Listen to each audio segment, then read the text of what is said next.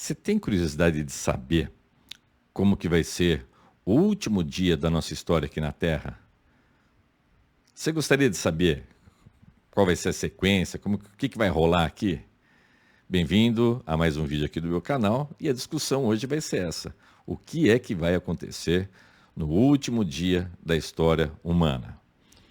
Onde é que na Bíblia a gente pode achar referências sobre o final? Bom, a gente tem 66 livros na Bíblia e da leitura dos 66 livros da Bíblia, a gente interpreta que há um começo, que a nossa história tem um começo, um meio e um fim. O fim foi inaugurado com a vinda de Cristo. Com a vinda de Cristo, principalmente com o derramar do Espírito no dia de Pentecostes, ali se inicia o final dos tempos. Então a gente vive hoje já o final dos tempos, a gente caminha para o fim. O fim está próximo, está perto. É que ninguém sabe a data exatamente, mas o fim está bem próximo. E o que vai acontecer? Bom, você poderia pegar lá no Novo Testamento e ler o livro de Apocalipse, o último livro da Bíblia, escrito pelo apóstolo João. Mas eu vou lhe dizer que é um tanto quanto complicado para uma pessoa sem muito embasamento catar Apocalipse e ler. Não que seja impossível de interpretar, é possível, mas eu lhe garanto que é difícil. Se você for pegar Apocalipse para entender um pouco sobre o fim, você precisaria de um bom estudo. Esse daqui, por exemplo, é um bom estudo sobre Apocalipse. Está invertido aí porque minha câmera está espelhada. Esse é um estudo de Apocalipse, um comentário no livro de Apocalipse, do pastor Hernandes Dias Lopes. Muito bom. Mas se você não quiser pegar Apocalipse para ler, você pode também passear pelo Novo Testamento, que você vai encontrar referências sobre o fim. Você com certeza já escutou falar do apóstolo Pedro. Lembra aquele que negou Cristo? Que quando Cristo foi preso, ele falou, não, por ti, pelo Senhor eu darei a minha vida. O apóstolo Pedro, que ele cortou a orelha de Malco. O apóstolo Pedro, ele escreveu umas cartas para as igrejas da sua época, e numa dessas cartas, na segunda carta, onde ele está combatendo os falsos mestres, ele diz que no final dos tempos ia se encher de charlatão para ficar tentando enganar a gente e tudo mais. Ele coloca alguma coisa ali sobre o fim, como que vai ser o fim, o que vai acontecer, você vai olhar para o céu, o que vai estar acontecendo. Então, sem muitas delongas, a gente vai ali para a segunda carta de Pedro, esse é o Novo Testamento, tá? Segunda carta de Pedro, capítulo 3, é uma carta bem curtinha, super curtinha, você pode ler numa boa. Ele trata muito sobre essa questão dos falsos mestres, mas ele dá uma bela de uma palhinha sobre o final dos tempos. Então vamos lá, ó.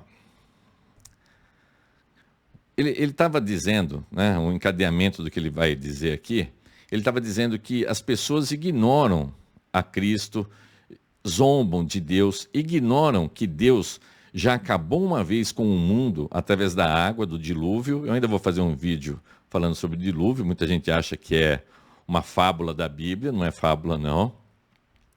Mas o fato é que Deus já acabou com praticamente tudo através da água.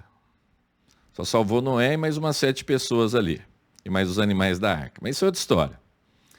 E ele diz, e Deus promete, Deus faz um pacto com o homem, que ele não vai mais exterminar a criação através da água. Que é exatamente nesse momento que ele põe um arco-íris no céu e fala, ó, esse é o símbolo dessa aliança que eu faço com vocês.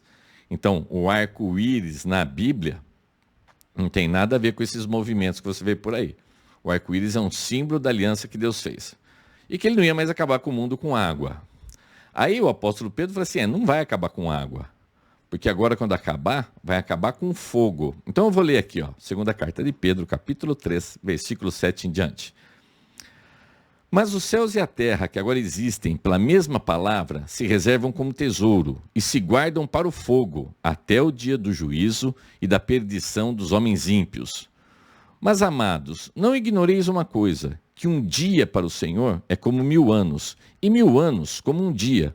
O Senhor não retarda sua promessa, ainda que alguns a tenham por tardia, mas é longânimo para conosco, não querendo que alguns se percam, senão que todos venham a arrepender-se. Mas o dia do Senhor virá como ladrão de noite, no qual os céus passarão com grande estrondo, e os elementos ardendo se desfarão, e a terra e as obras que nela há se queimarão. Vou falar de novo? Mas o dia do Senhor virá como ladrão de noite, no qual os céus passarão com grande estrondo, e os elementos ardendo se desfarão, e a terra e as obras que nela há se queimarão. Havendo, pois, de perecer todas estas coisas, que pessoas vos convencer em santo trato e piedade, aguardando e apressando-vos para a vinda do dia de Deus, em que os céus em fogo se desfarão e os elementos ardendo se fundirão. Mas nós, segundo a sua promessa, aguardamos novos céus e nova terra em que habita a justiça. As pessoas colocavam na época do apóstolo Pedro, falavam assim, vocês falam que Jesus vai voltar, mas desde que o mundo é mundo, as coisas estão tudo igual, não muda nada. Aí o apóstolo Pedro coloca uma questão. Para Deus, um dia e 1000 anos é a mesma coisa. Certamente, Deus vive fora do tempo, Deus vive na eternidade. E na eternidade não existe a questão do tempo. A gente vive aqui num tempo cósmico. A gente vive aqui sob a flecha do tempo, mas Deus não. Então ele coloca essa questão, que para Deus não existe essa questão de tempo. E ele diz que Deus não está se tardando. Na realidade, Deus é longânimo, ou seja, ele tem um longo ânimo, ele tem paciência.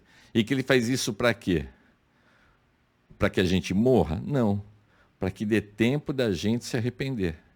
O apóstolo Pedro coloca essa questão, então, que Deus está demorando, mas não é porque ele está tardando. Na realidade, isso é a paciência de Deus para que a gente possa se arrepender. Que a vontade de Deus era que todos fossem salvos. E como é que ele coloca que vai acabar tudo? Com fogo, com grande estrondo. Tem versão que fala assim, com estrepitoso, sabe? Imagina assim, um barulho inimaginável. E as coisas pegando fogo, se desfazendo no ar. Ou seja, não vai sobrar nada. Essa sua casona linda aí, não vai sobrar nada. A semana numa casa feia, não vai sobrar nada. Não vai sobrar nada. A ideia é que tudo vai se desfazer em fogo e que tudo vai ser refeito. A ideia desse fogo é a purificação de tudo de ruim que há aqui, porque quando o pecado entrou no mundo, não foi só o ser humano que se degenerou. A Bíblia coloca que a própria natureza foi degenerada, que o cosmos foi degenerado com o pecado. E que nesse último dia, através do fogo, tudo vai se desfazer e tudo vai se fazer novo, que é o que é chamado aqui de novos céus e nova terra. Então tudo vai se fazer novo. E o que vai acontecer com as pessoas? Bom, o que vai acontecer com as pessoas, quem trata mais disso, é o apóstolo Paulo. O apóstolo Paulo diz que quando Jesus voltar, as pessoas que não morreram serão transformadas, os salvos em Cristo vão ser transformados, vão receber um outro corpo, que os mortos vão ressuscitar.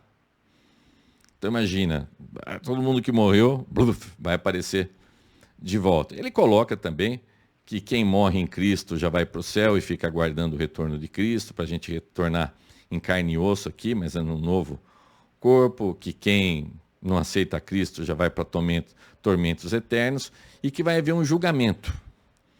Isso em Apocalipse também, vai haver um julgamento. E quem vai ser o juiz desse julgamento?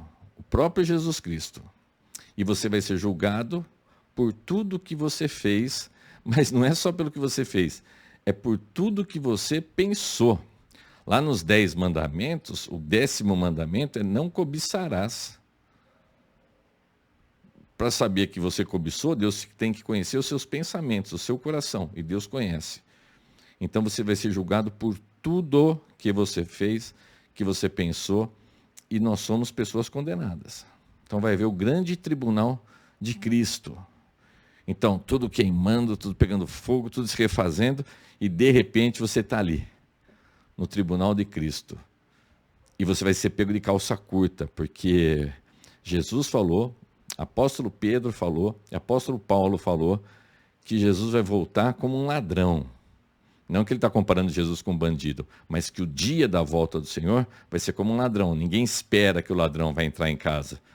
Então você vai ser pego de calça curtas nesse dia, e você vai estar de frente para um Deus Todo-Poderoso, a Jesus, e você vai ser julgado por todas as suas imundícias.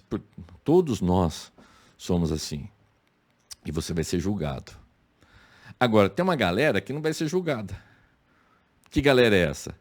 A galera que recebeu a Cristo como seu Senhor e Salvador, que se arrependeu dos seus pecados, que creu que Jesus veio, que ele morreu na cruz pelos nossos pecados, ressuscitou ao terceiro dia e voltará. Agora, esse pessoal está cheio de pecado. Imagina eu lá, no último dia. Imagina, estou de pecado até na tampa aqui, né?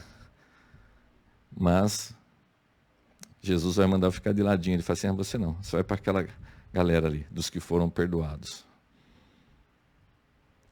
É justo isso? Olha, não é justo. Mas o justo, o Senhor Jesus, pagou pelo injusto que sou eu. Ele pagou. Então, eu vou desfrutar da justiça que Deus fez em Cristo por mim. E todos os salvos estarão lá para desfrutar disso.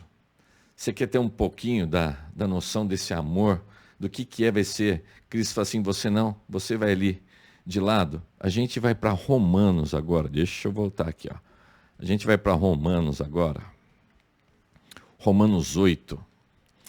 Nós temos o apóstolo Paulo, no capítulo anterior, ou nos capítulos anteriores, ele acaba com a humanidade, ele acaba com o ser humano, ele mostra a perdição de todo mundo. No capítulo 7, ele apresenta, no capítulo 7 e 8, ele apresenta o Espírito Santo podendo nos salvar, o Espírito Santo testificando junto ao nosso espírito quanto à nossa salvação. E aí ele vai citando coisas maravilhosas. Primeiro ele acaba com o ser humano. Depois ele vai mostrando o quão grandiosa é a obra de Cristo, o que o Espírito Santo vai fazer na gente quando a gente recebe a Cristo. E aí vamos culminar o capítulo 8 aqui, com ele dizendo assim, que diremos, pois, a estas coisas? Estas coisas é tudo que ele está enumerando sobre o Espírito Santo. Que diremos, pois, a estas coisas? Se Deus é por nós, quem será contra nós? Esse se Deus é por nós, quem será contra nós? Lá no original, em grego, poderia ser lido assim, já que Deus é por nós, quem será contra nós? É uma frase conhecida, né? Se Deus é por nós, quem será contra nós? Esse é o contexto. É o apóstolo Paulo falando sobre a obra do Espírito Santo na nossa salvação. Então eu vou ler aqui, você vai entender. Que diremos, pois, essas coisas? Se Deus é por nós, quem será contra nós? Aquele que nem mesmo a seu próprio filho poupou, antes o entregou por todos nós, como nos não dará também com ele todas as coisas? Quem intentará acusação contra os escolhidos de Deus? É Deus quem os justifica. Se Deus é por nós, quem será contra nós? Se Deus fez o mais difícil, o mais cruel, digamos assim, para critérios humanos, que foi pôr o filho lá na cruz, para sofrer tudo aquilo por nós, se ele já fez isso por nós, por mim, por você, que pode se arrepender dos seus pecados, você acha que ele não vai fazer o resto? Que esse resto é dar a vida eterna para a gente, é sair do julgamento. Quem intentará acusação contra os escolhidos de Deus? Então lá naquele último dia, a humanidade inteira, os vivos e os mortos, todo mundo sendo julgado, e você vai no cantinho ali, ó, fica assim, e alguém vai falar assim, e aquele lá, e aquele lá? Aí você fala assim, eu não. E olha o que Deus fala assim, quem intentará acusação contra os escolhidos de Deus? Aí você está livre dessas acusações. Isso aqui é coisa mais gloriosa que isso. Mas vamos continuar aqui, ó. Quem é que condena? Pois é Cristo quem morreu, ou antes, quem ressuscitou dentre os mortos, o qual está à direita de Deus e também intercede por nós. Quem nos separará do amor de Cristo? A tribulação, a angústia, ou a perseguição, ou a fome, ou a nudez, ou o perigo, ou a espada? Como está escrito, por amor de ti somos entregues à morte todo dia.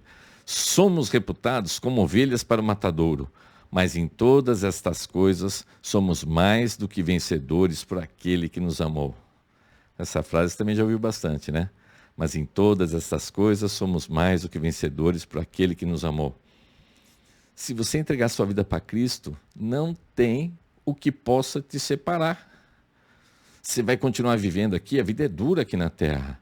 Você vai passar por tentações, vai passar por aflições, você vai ser tentado, mas nada, a partir do momento que você entrega, é isso que o apóstolo Paulo está falando aqui, a partir do momento que você se entrega para Cristo, que é o que eu sempre falo aqui, é se arrepender dos pecados, reconhecer o Senhor Jesus como Senhor e Salvador, crer que Ele veio, morreu na cruz pelos seus pecados, ressuscitou, voltará, e aí você se batiza para mostrar o seu novo nascimento, você está salvo.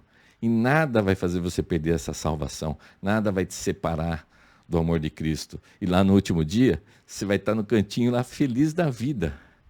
Porque o que para muita gente vai ter cheiro de morte, de destruição e de condenação eterna, para você vai ser o começo dos novos céus e na nova terra. Que coisa mais linda e grandiosa que essa? Continuando aqui.